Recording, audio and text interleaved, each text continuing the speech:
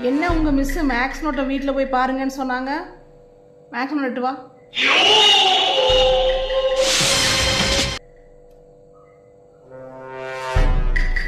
கண்ணாடி எடு.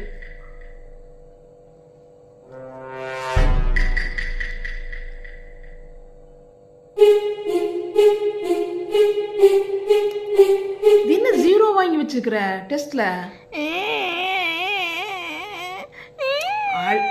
இப்போ எதுக்கு அழுகுற?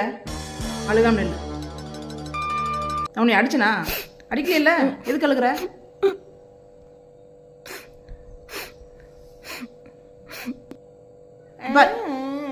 சும்மா சீனா போடக்கூடாது அப்பா மாதிரி. வாய்மேல கை வை.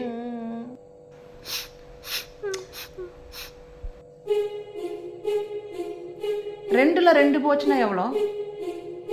சொல்லு பாப்பா, அழுகாத. ரெண்டுல ரெண்டு போச்சுன்னா எவ்வளோ? 5. 5ஆ?